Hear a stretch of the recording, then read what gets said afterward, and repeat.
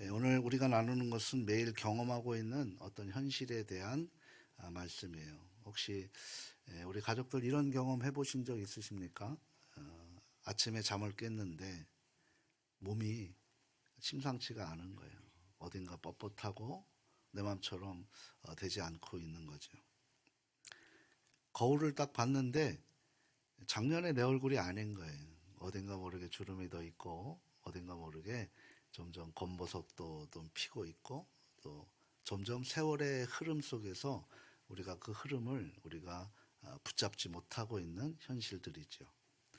계단을 오를 때 옛날에는 두 계단, 세 계단 막 뛰어갔는데 요즘에는 한 계단, 두 계단 올라가는 것도 벅차오르는 우리들의 육체적인 어떤 그런 한계들을 세월 앞에 우리가 느낄 수밖에 없습니다. 또 갑자기 병원에 갔을 때 차가워지는 느낌, 의사의 진단을 듣는 그 단어들이 내 인생에 너무 무겁게 느껴질 때가 있을 것입니다. 점점 우리는 그럴 때 어떤 생각이 드냐면 내 이 몸이, 내 인생이 점점 연약해질 때 나는 끝인가? 나는 이제 더 이상 어떻게 갈 것인가? 라고 하는 이런 현실적인 문제 앞에 우리가 놓여 있을 때가 많습니다. 그런 유약하고 연약한 삶 속에서 우리가 오늘도 견디며 살아가고 있는 우리들의 현실이죠. 이런 불안함과 이런 두려움, 이런 어려움 속에서 오늘 하나님께서는 우리에게 오늘 고린도전서 15장으로 하나님께서 답을 주고 계십니다. 근데 그 답은 우리가 우리의 현실의 어려움 속에서 그것을 뛰어넘어 우리가 상상할 수 없는 아름답고 고귀한 하나님의 마음이 오늘 본문에 담겨 있다라는 사실을 믿으시고 오늘 같이 함께 우리의 어렵고 고되고 힘든 삶에 하나님의 은혜와 위로와 격려가 우리의 각자의 삶 속에 임할 수 있기를 주님의 이름으로 소망합니다. 자, 우리의 부활 뭘까요? 우리는 이 52주는 우리가 뭐 성탄절도 있고 뭐 고난주간도 있고 뭐 추수감사주간도 있고 여러 가지가 있습니다. 그런데 우리에게 이 52주의 가장 중심되는 곳은 무엇이냐면 주님이 우리의 죄를 다 뒤집어 쓰시고 죽음에서 깨어나신 그 부활을 우리는 기념하며 52주를 보내겠다라는 거예요. 그래서 원래 우리는 고난주간보다 부활주의를 더 우리는 더 중심으로 가지고 그 부활주일로 인해서 나는 죽고 내 안에 예수로 살아가는 모습. 우리가 카렌다를 한번 보세요. 월, 화, 수, 목, 금, 토, 일로 나와 있지 않아요. 주일, 월, 화, 수, 목, 금, 토, 일이라고 금토로 이렇게 나와 있습니다. 그러니까 주님의 말씀을 통해서 우리가 한 주를 살아가는 그런 힘있게 살아가는 모습이 바로 세상의 방식 속에서도 하나님의 섭리 가운데 임하시는 하나님의 운영하심이다라고 생각할 수 있습니다. 그렇다면 저와 여러분은 부활의 산소망을 붙들고 살아가는 거예요.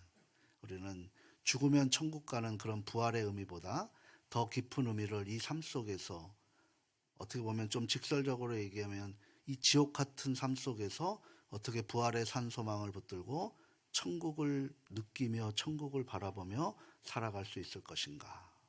이것이 바로 오늘 본문을 통해서 우리에게 주시는 하나님의 마음인 줄 믿습니다.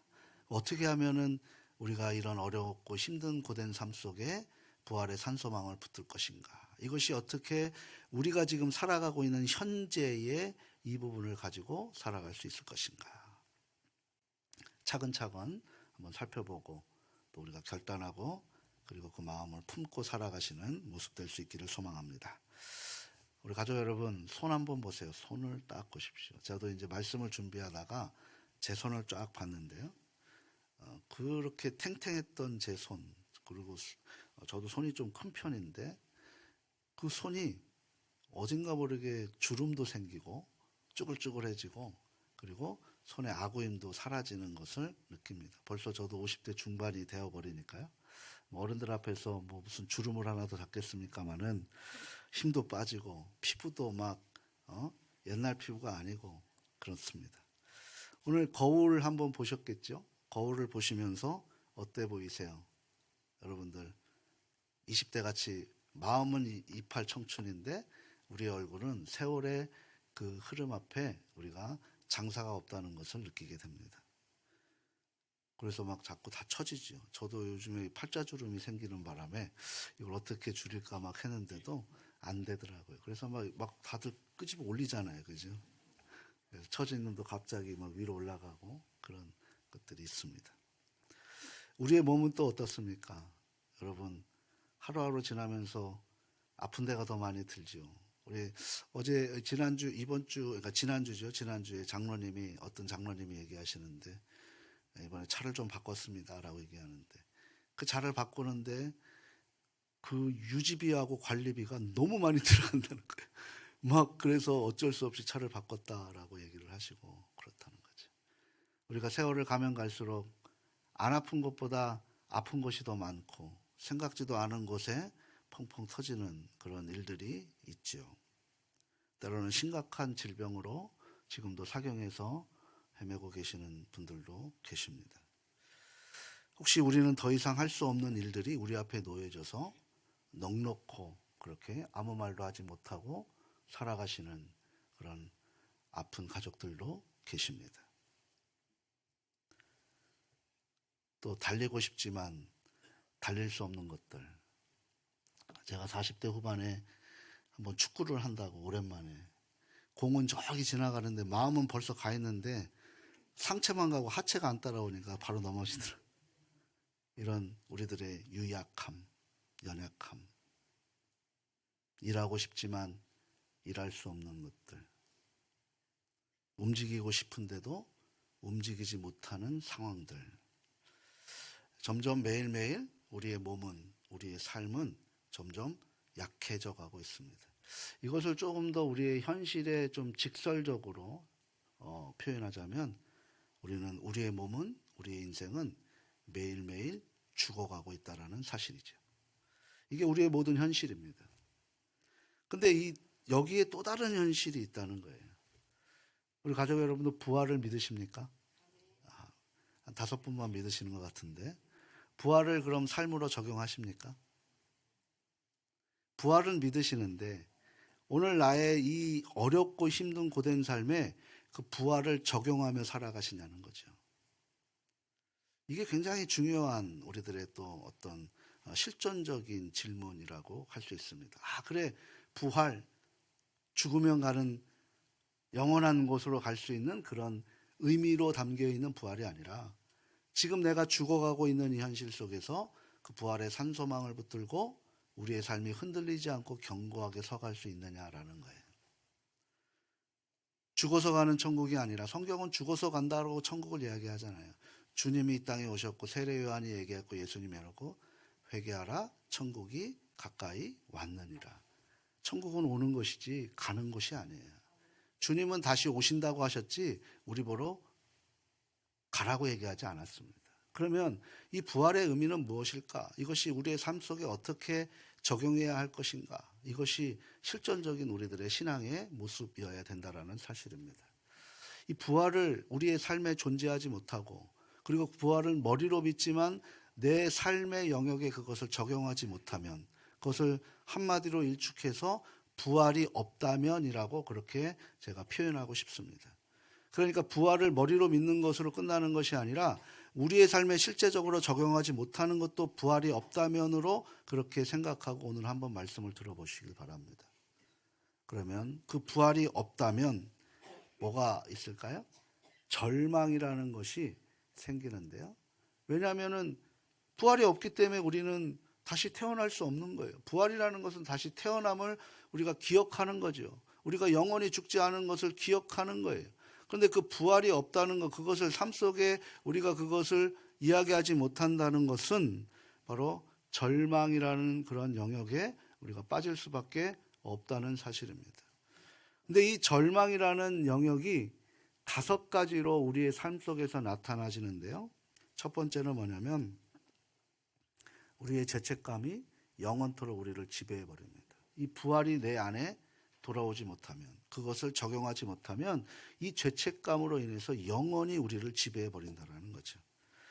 오늘 본문은 고린도전서에서 굉장히 또 긴 장을 할애하고 있습니다. 1절서부터 58절까지를 갖고 있는데요. 14절에서 17절을 보게 되면 우리의 죄책감이 영원히 우리를 따라다닌다라고 얘기하고 있어요. 그러니까 죄의 싹슨 사망이라는 것은 주님 안에 머물 때 우리를 의인으로 취급하는, 그러니까 우리는 영원히 죽을 수밖에 없지만 주님께서 우리를 품어주셨기 때문에 우리가 살아간다라는 것이죠. 그 주님을 벗어나면 우리는 영원히 죽을 수밖에 없는 죄인의 이 죄책감에 빠져들고 거기에 그 무게에 우리가 두려운 마음에 불안한 마음으로 살아갈 수밖에 없다는 것입니다. 우리 지금 과거에 죄책감에 힘들어하시는 분들이 계실 줄 압니다. 혹시 또 누군가에게 큰 상처를 주었든지 또 받았든지 하시는 분들도 계신 줄 압니다. 내가 믿었던 사람에게 등에 칼을 꽂히는 그런 배신과 배반의 삶을 또 살았던 그런 경험도 있으실 줄 압니다. 만약에 우리가 이 부활을 나의 삶에 적용하지 못한다면, 부활이 없다면 이 죄책감은, 그리고 그 죄에 대한 무게감은 우리를 무덤까지 가게 할 거예요. 영원히 끝나지 않는 죄책감, 영원히 사라지지 않는 그 죄의 무거움, 이것이 우리의 현실이 되어버린다는 거죠. 그래서 그것이 우리 인생 끝날 때까지 그것이 해결되지 못하고 우리는 여전히 그 죄에 대한 두려움과 그 무게로 우리가 짓눌려 살아갈 수밖에 없다는 거예요. 이것을 부활을 나에게 적용하지 못할 때 일어나는 첫 번째 절망의 증상이라고 할 수 있습니다. 두 번째 증상은 또 뭘까요? 우리가 사랑했던 사람을 영원히 돌아오지 않습니다. 더 비극적인 깨달음을 바울이 지금 얘기하고 있어요. 18절 말씀인데요. 같이 한번 읽어보도록 합니다. 또한 그리스도 안에서 잠자는 자도 망하였으리니. 아멘. 이것은 뭐냐면 우리가 깨닫는 두 번째 진실인데요. 우리는 이 땅에 영원히 살지 못합니다. 그리고 난 자리는 순서가 있을지 몰라도 다시 간 자리는 순서가 없지요. 그리고 우리가 사랑하는 사람들을 먼저 보냅니다.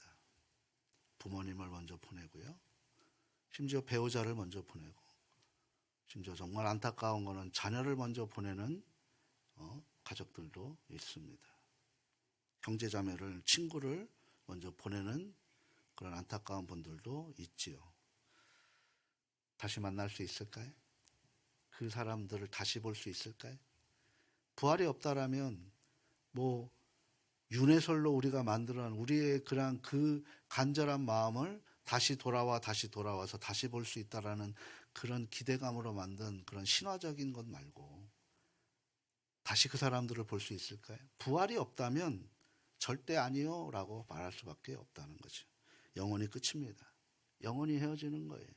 내 사랑하는 아버지, 어머니, 내 사랑하는 자녀를 우리는 영원히 볼 수 없다는 거죠.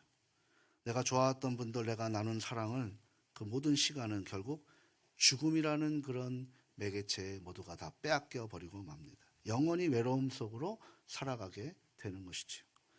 가끔 죽음을 경험합니다. 우리가 소중한 사람을 잃어버릴 때 그 슬픔 속에서 얘기합니다. 저 사람은 지금 어디에 있을까?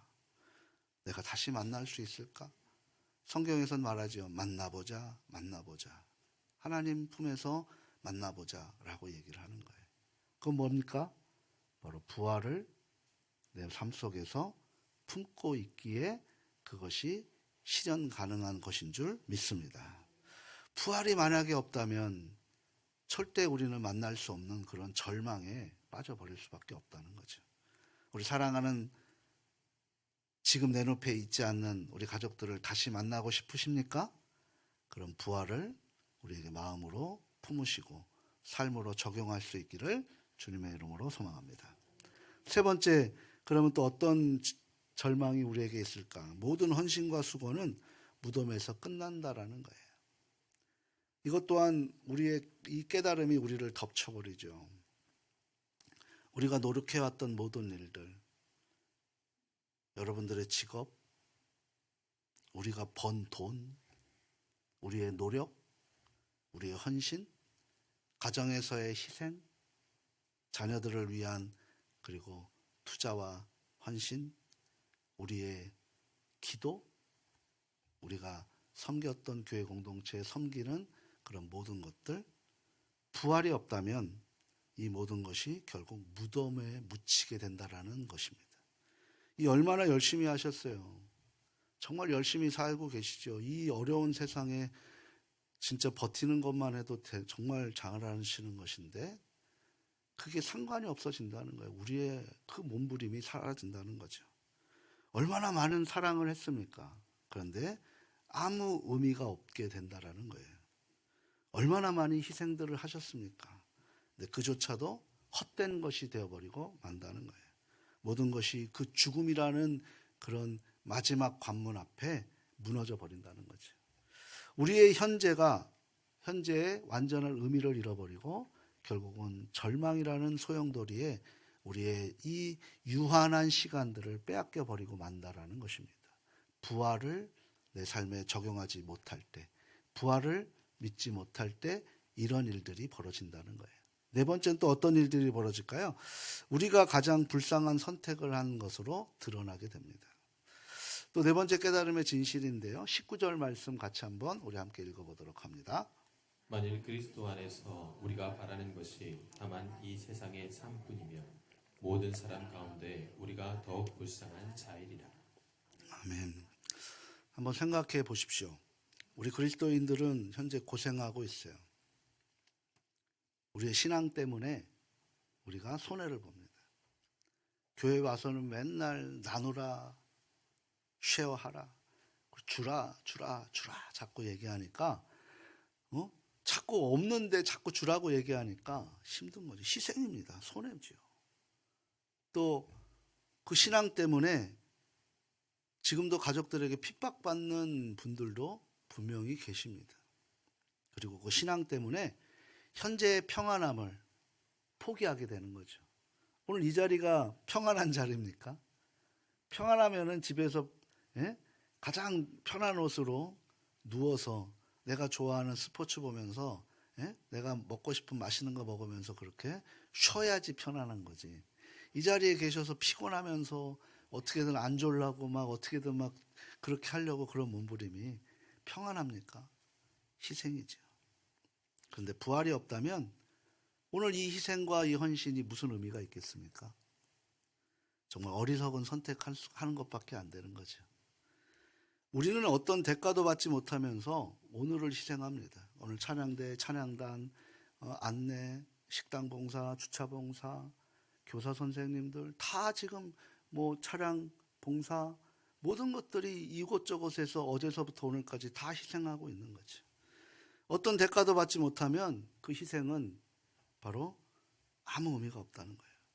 반면 신앙이 없고 부활을 믿지 않는 사람들은 어떨까요? 현재를 즐기죠.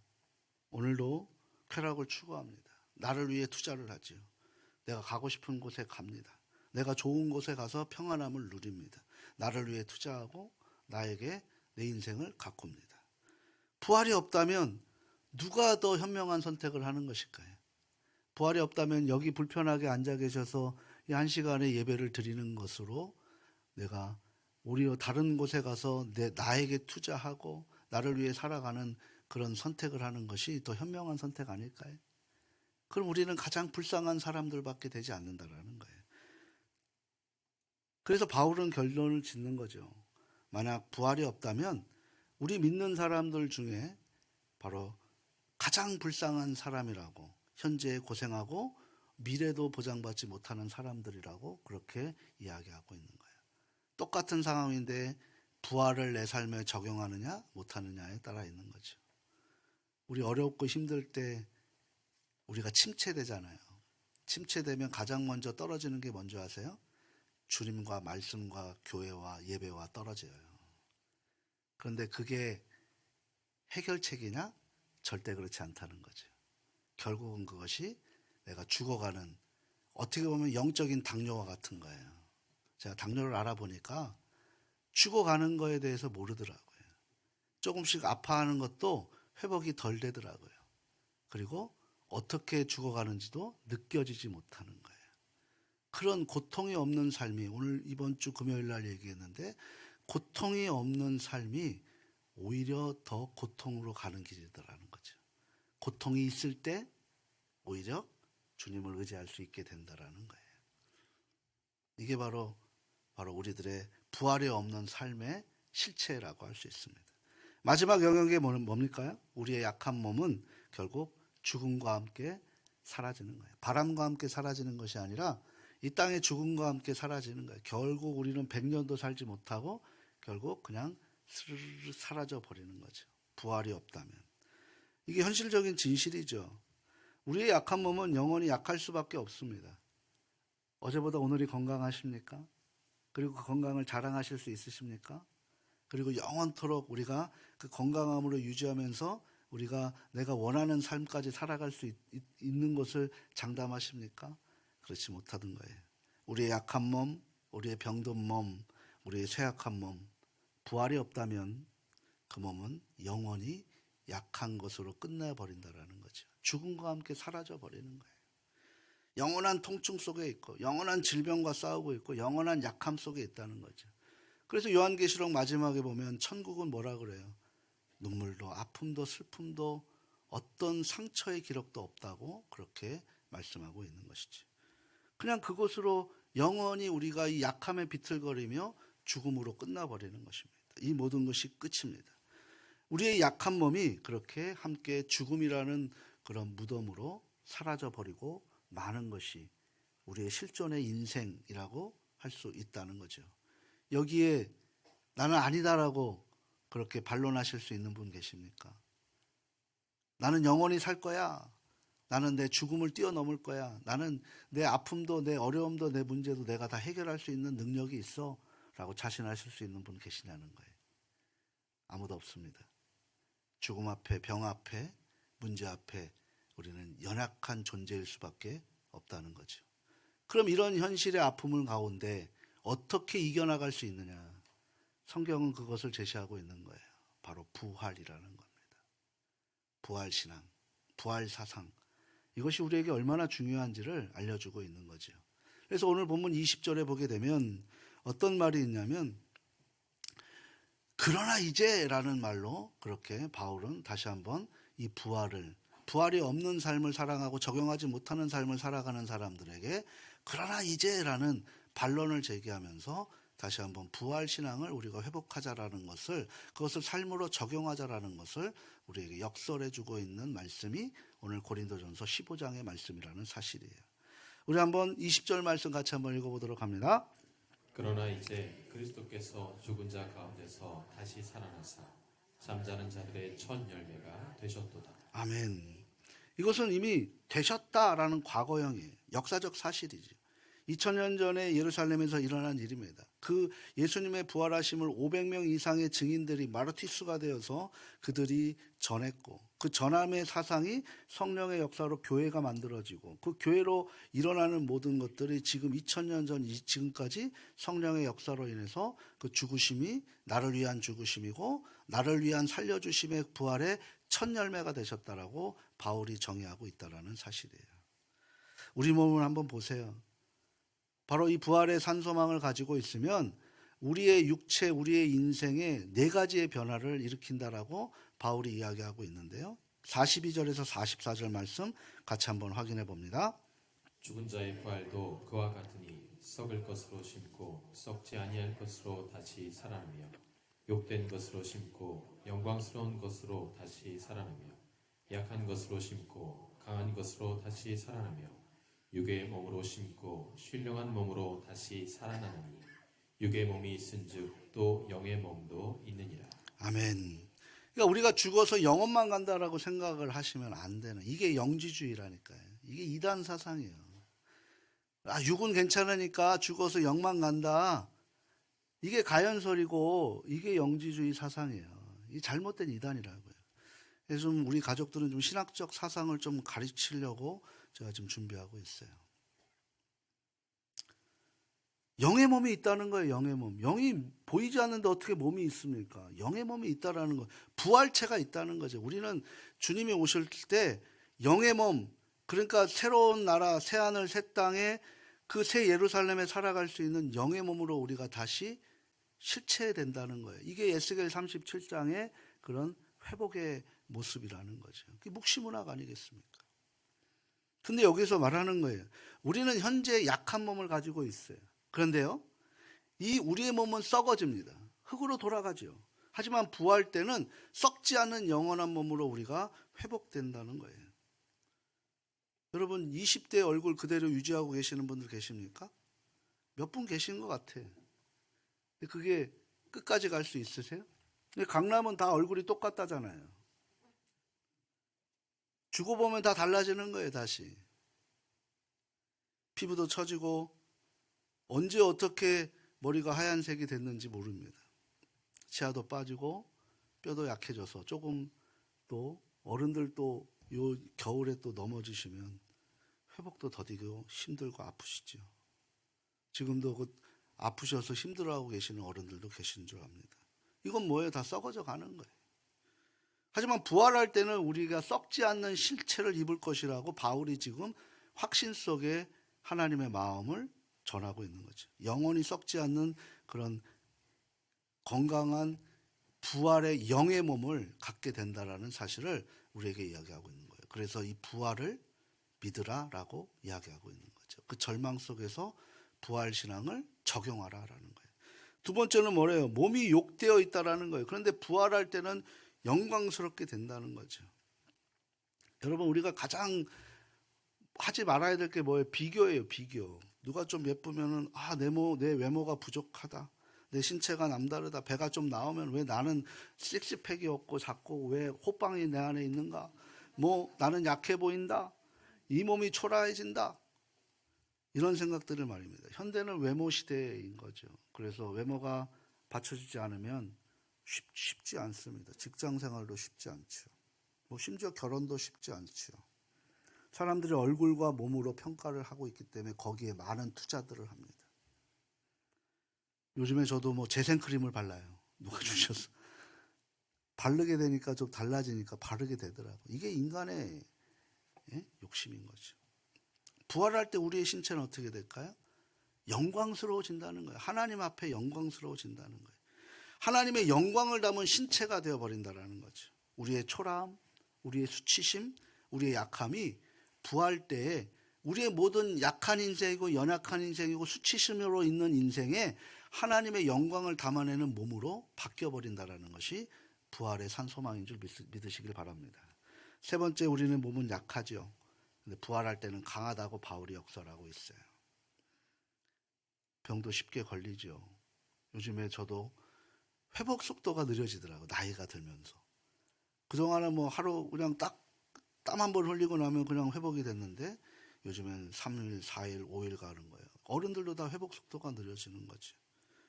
쉽게 병도 걸리기 쉽고 통증도 있고 또 만병의 근원인 스트레스 때문에 현대사의 가장 큰 그런 극심한 병으로 우리의 삶이 우울해질 수밖에 없습니다.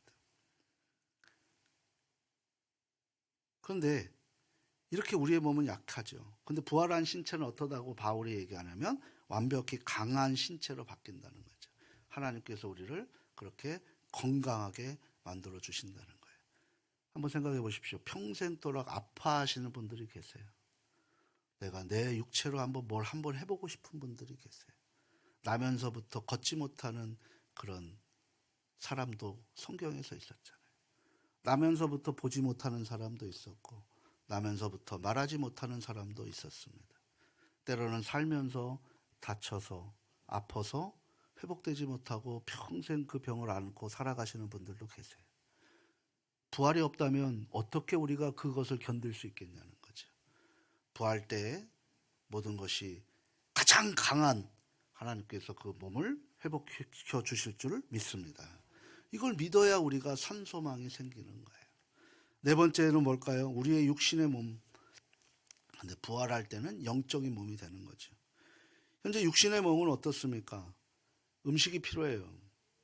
잠도 필요합니다. 그래서 잠을 못 자시면 어떻게 보면 이 시대의 정신적인 증상들이 있죠. 우울증이 생기고 불면증이 생깁니다. 잠이 필요합니다. 우리에게는 여러 가지의 그 호흡도 필요한 거죠. 근데 부활한 실체는 뭐예요? 영적인 몸이 되면서 성령님에 의해서 완전히 활성화되는 거죠. 이게 뭘까요? 이것은 우리가 이성으로 해결할 수 없는 거죠. 신비고 기적입니다. 우리 38절 말씀 같이 한번 우리 확인해 봅니까? 38절 같이 함께 읽겠습니다. 하나님이 그 뜻대로 그에게 형체를 주시되 각 종자에게 그 형체를 주시느니라. 아멘. 여기에서 종자에 대해서 한번 좀 집중해 보시기 바랍니다. 종자는 뭘까요? 씨예요, 씨. 저는 잘 몰라요, 이걸. 그래서 말씀을 준비하면서 좀 확인해 봤는데요. 꽃과 종자에 대해서 저는 잘 모르지만 이 여름 화단에 보게 되면 마른 검은 종자들이 있어요. 자세히 들여다보면 거기에 꽃잎이 핍니까? 색깔이 보이나 향기가 나요? 아닙니다. 그냥 검은 종자로 그냥 날아다닐 뿐입니다. 근데요, 그게 땅에 떨어져서 이것이 심겨지면 한 알의 밀알이 되면 거기서 그것을 우리는 죽는다라고 표현을 하는데, 그렇게 되면 놀라운 일이 벌어져요. 그 종자에서 꽃도 나오고 냄새도 나고 향기도 나고 그 다음에 열매도 맺게 되는 거죠. 색깔도 아름답게 되는 것이지. 완전히 그 한 종자가 완전히 달라지는 거예요. 그러니까 우리가 생각하는 내 인생, 나는 왜 이렇게 인생이 힘들고 어려워, 이것으로 끝나버린다라면 우리에게는 소망이 없을 수 있겠지만, 주님이 오신다면 우리의 모든 인생에 내가 갖고 있는 힘들고 어렵고 아팠던 모든 인생이 새롭게 완전히 향기나는 인생으로 탈바꿈 된다는 사실을, 이 부활의 산소망을 붙들고 우리가 오늘의 현재의 어려움을 이겨나갈 수 있다는 사실을 믿으시기를 바랍니다. 여러분, 부활의 신체가 이거예요. 현재 우리의 몸은 바로 그 여름의 검붉은, 그래서 그냥 흩날리는 종자일 뿐입니다. 아무런 것이 없어요. 약하고 그리고 죽어가는 종자입니다. 그런데 부활할 때 우리의 몸은 그 종자와는 다른 것이 되는 거죠. 현재 몸을 들고 걱정할 필요가 없어요. 왜? 우리는 이 땅에 사는 것은 그저 그 종자일 뿐이기 때문입니다. 부활할 때 그 종자가 죽고 새로운 꽃이 피어나게 된다는 사실을 바울이 이야기하고 있는 거예요. 우리가 약한 몸이 영원한 몸으로 변해진다라는 거예요. 우리의 약한 인생이 강력한 인생으로 변해진다라는 거죠. 이것이 부활의 산 소망으로 내게 적용할 때 그것이 기쁨이 되는 거죠. 우리 찬양했던 것처럼 주 예수 사랑 기쁨 내 맘에라는 거예요. 이 물을 우리의 인생에 줄 수 있다는 거죠. 오늘 보면 51절에서 57절에 보게 되면 마지막 나팔의 울림이 나와요. 그 순간이 오면 뭐가 돼요? 순식간에 눈 깜짝할 사이에 우리가 변해진다는 거예요. 우리가 죽어 있더라도 변해지는 거죠. 살아 있더라도 우리가 변해지는 거죠. 어떤 변화입니까? 썩을 것이 썩지 않은 것으로 변화될 것입니다. 약한 것이 강한 것으로 변화된다라고 얘기합니다. 욕된 것이 영광스러운 것으로 변화된다라고 얘기하는 거예요. 이것을 어떻게 우리의 머리와 우리의 이성과 우리의 과학으로 이것을 해석하고 그것을 받아들일 수 있겠습니까? 이것은 믿음입니다. 하나님의 기적인 거죠.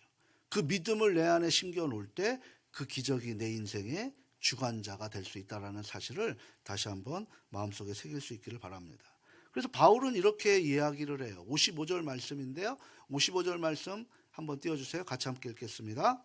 사망아 너의 승리가 어디 있느냐? 사망아 내가 쏘는 것이 어디 있느냐? 아멘. 죄라는 사망이라는 건 뭐예요? 죽음이라는 거예요. 죄의 싹은 사망이라는 거죠. 그러니까 이게 뭐예요? 죄야 너의 승리가 어디 있느냐? 죄야 죽음아 내가 쏘는 것이 어디 있느냐? 뭡니까?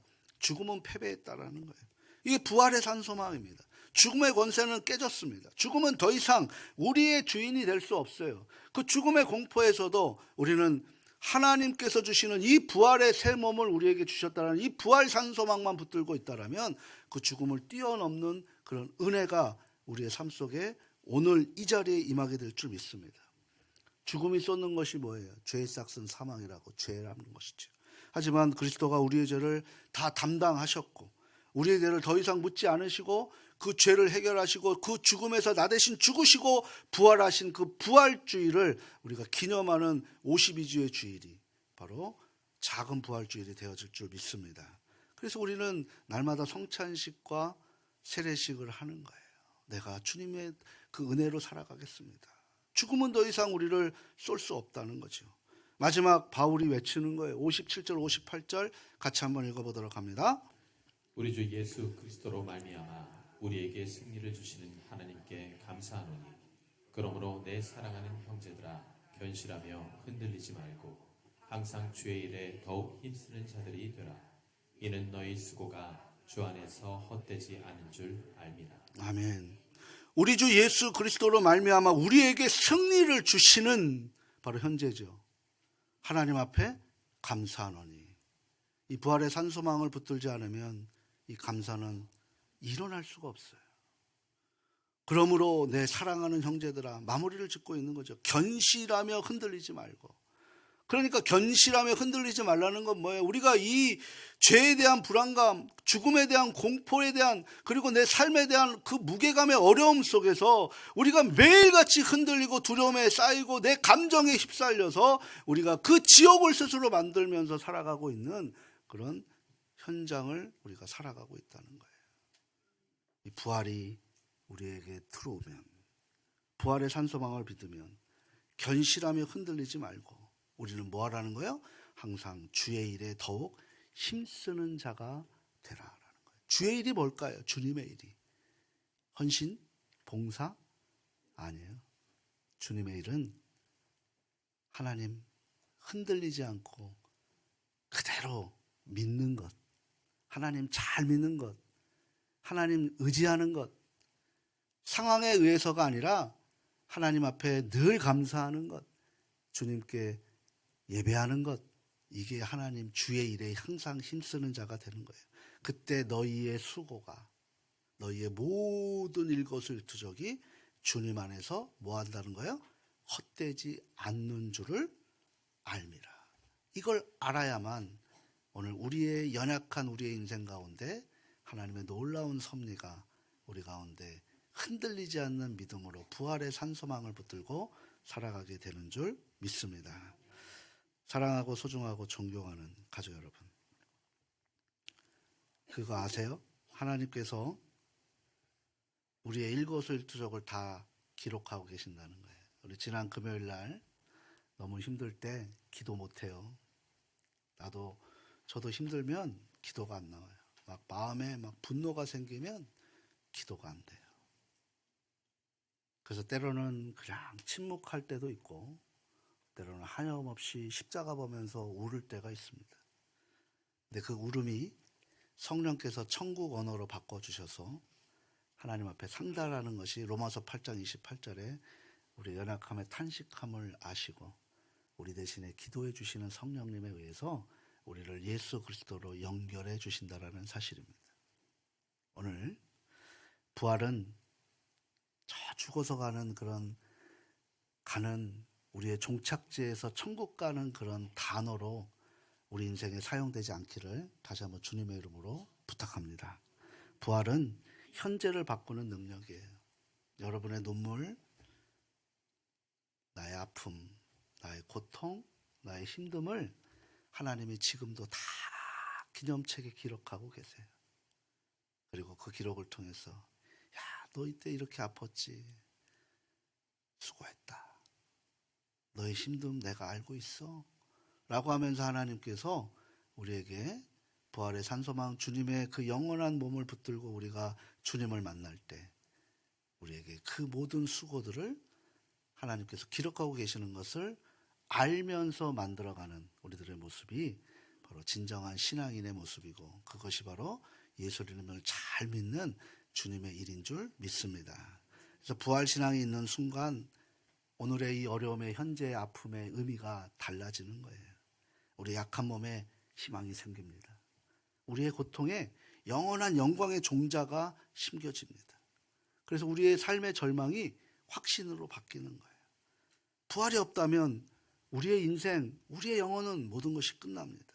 그래서 심지어 이런 표현을 하잖아요. 세상 사람들은 한 번 태어나서 2번 죽는 것이고 우리는 2번 태어나서 1번 죽는 거예요. 영원한 몸으로 우리가 살아가는 영의 몸을 우리가 붙들고 살아가게 되는 것이지요. 그래서 부활이 있다면 우리의 약한 몸, 우리의 어려운 삶, 영화로워지는 거지요. 기쁨이 생기는 것입니다. 소망이 생기는 것입니다.